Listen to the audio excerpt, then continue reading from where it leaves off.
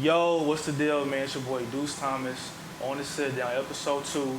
Right here with my boy Kelly Eco, man. Sir. Kelly Eco right here, man. Journalist for the Rockets, work for athletics. And I just want to get right to it, man. I just want to get right to it, raw, uncut. I just want to just go straight forward, man. Yeah. It's Kelly Eco frontlining the media face new media war. Man. Where are you from, man? Which one you claiming, man? You claiming the new media or you claiming the media, man? I'm a bit of both. I ain't gonna lie. Oh, you can't. But you can't. Nah, you gotta be a bit of. Okay, if I'm gonna pick a side, I'm gonna pick new media. No, you new media. But in the sense that, the old media is kind of the awkward journalists asking the random questions and the players kind of getting distant and kind of confused. But me, I'm more of a guy that likes to build those friendships, those relationships within the locker rooms, front and center, because that's how you get the best stories. That's how you get the best content. So, and I tell people all the time, I don't work for TMZ, so I ain't trying to get, I'm not trying to get no scandal, get you slipped up. I'm just trying to tell good stories, be a good person, do my job. So, if that's new media, then so be it.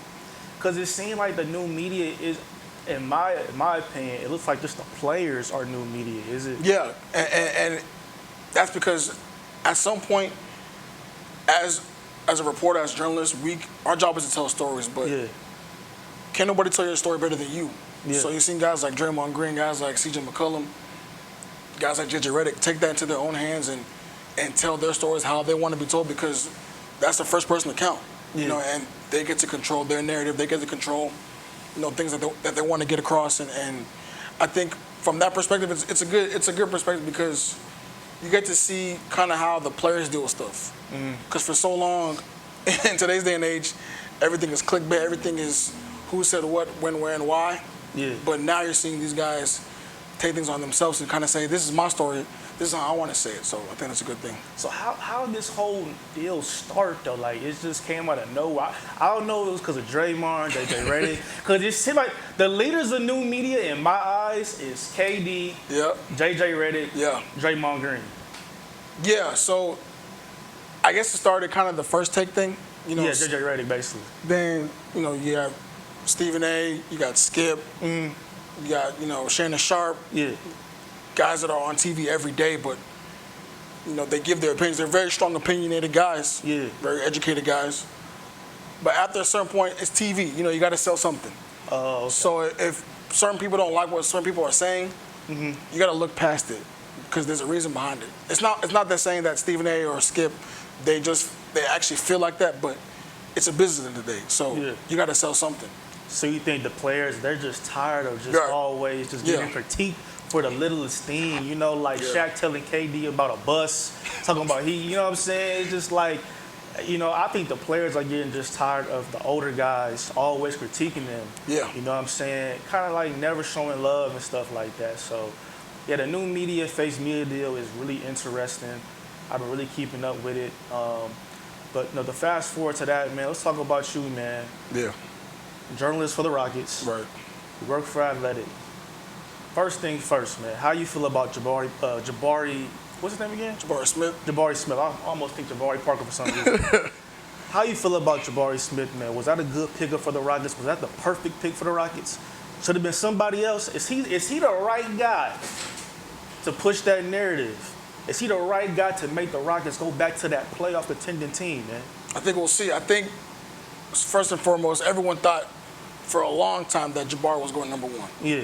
You heard all the scouts, all the people I talked to, people around the league that thought that he was going to be for sure the number 1 pick, because at 6'10", two-way player, crazy shooter, it's everything you want in a player, and is a team-first guy. Yeah.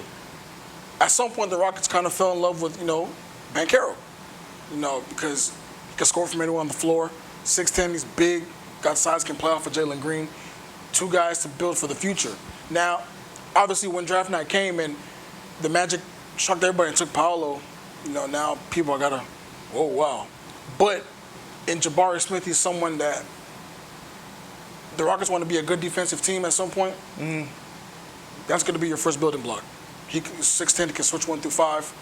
He's a 40% three-point shooter. Summer League was kind of up and down because he was nervous. He had to play the 5. The guard play wasn't the greatest in trying to get him shots. He still has ways to develop in terms of creating his own shot, handling the ball, playmaking, stuff like that. But as the games went on, he played more confident, got his shot going. Yeah. The defense was crazy. You saw that. Yeah. And it kind of gave the coaching staff a lot of confidence going into training camp and the preseason that this is a kid that's going to be something special. You just have to have the right development, the right tools around him, and the right system. So I think in Houston, under Steven Silas, under John Lucas, shout out to the OG, you got two people that are development-oriented, and they want to see those young kids grow. So now it's all about putting the right tools in place to make that thing a reality. Yeah, man, because the Rockets last year, man, they stunk it up. But it was expected. They got a young team, man. And, you know, I think the biggest thing everybody always say about the Rockets is they just don't have no veteran player like in the locker room that can control the young crowd, you know? Because you look at the Rockets, they're kind of like, they're a very young team. It's like an AAU squad. Yeah, so you need that OG in the locker room. I'm not discrediting Eric Gordon. I'm not saying he's not a veteran, but you need somebody who's been there before. You know what I'm saying? So it's like, that's the problem. People always be like, man, the reason why a lot of those young guys are, like, why they like who they are is because there's no OG in the locker room that can, you know, set things straight. So what do you think, man? What's the prediction for next year coming up with the Rockets, man? You know, are we gonna at least play in the playing game, man?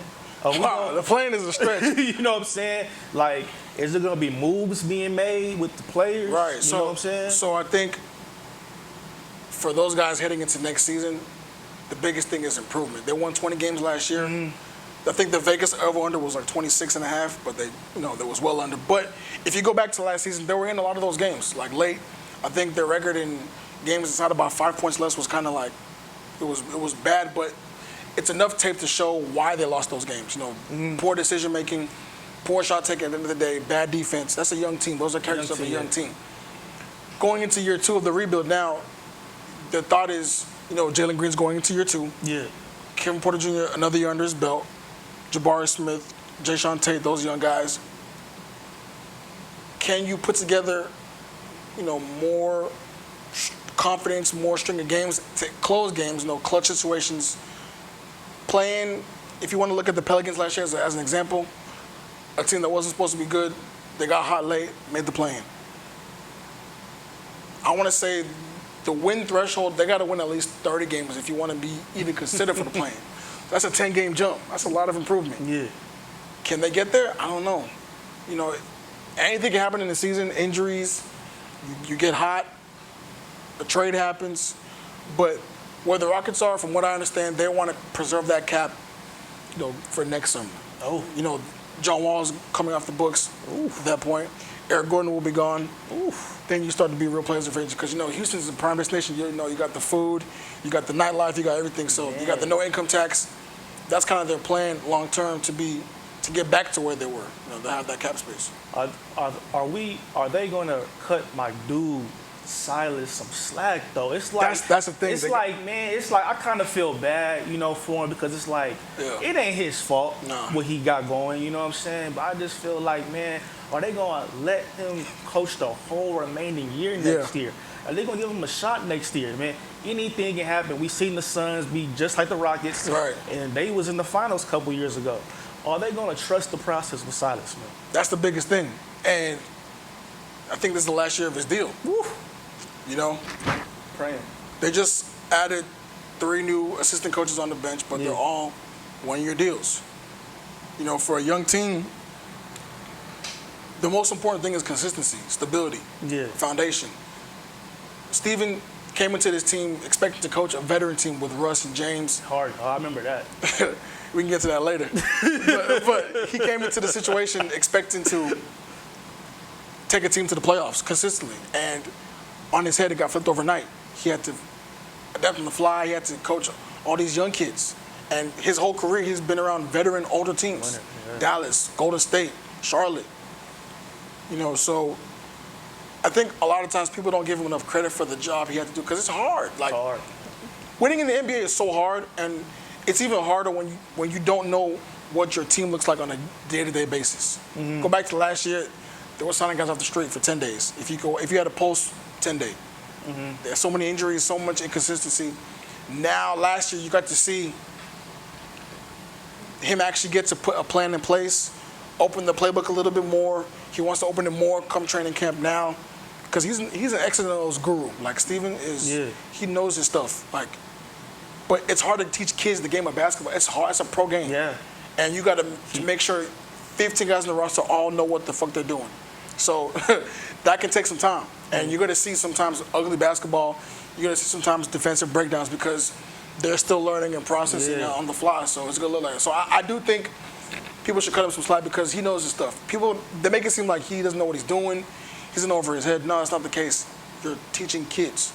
Like, if you've ever been a manager or something and had to teach people, train people, that's hard. Yeah. So give people some slack. It's a real life thing. So. Speaking of kids, one last about the Rockets. Yeah. KPJ, man. Like, are the Rockets, are they going to give him another chance, man, this year? Are we going to see him through the year as a Rocket? Or are they going to, shop him? Because I think, personally, I can see him being traded, man. I can see him being traded. I think KPJ is a talented kid, man. I just think he needs to be around winners and veterans, like a Golden State, a Brooklyn Net, people who are older, who have been there, that can tell him, you know what I'm saying? But I think him being around a younger crowd, younger team, I just think we just can't see the full potential of him, man. What do you think? What's the future like for KPJ? What's his stats going to be next year? Is he going to be locked in, or is he going to have, not anger problems, but is he going to be, flustered and stuff like that, man? I mean, it's all going to depend on if he gets that money before the season. Because they have until, if they don't get a deal done before the season starts, it's going to be restricted free agent. And, that might be a problem. I think he's a talented kid. Yeah. He's been asked to do a very hard thing, which is to change to a point guard. I still think he's better served as a wing creator, like someone that can create on the wing, like a Iggy type player, like something like that, like a slow-mo. But I do understand your point about him being better around older guys, and that's kind of why they brought him to Houston, to be around John Lucas, to be around Eric Gordon, someone that you can watch and set an example, because we all know, like, it's hard to develop guys and also have to worry about someone learning a new position. That's two different things you got to do, because the Rockets didn't draft Kevin Porter. They got him for a second-round pick. Out of a Cleveland where it was a toxic situation. We saw what happened in Cleveland. Oh, yeah. Coming to Houston now, you want in the perfect world, you want to build around those two guys in the backcourt, Jalen and Kevin.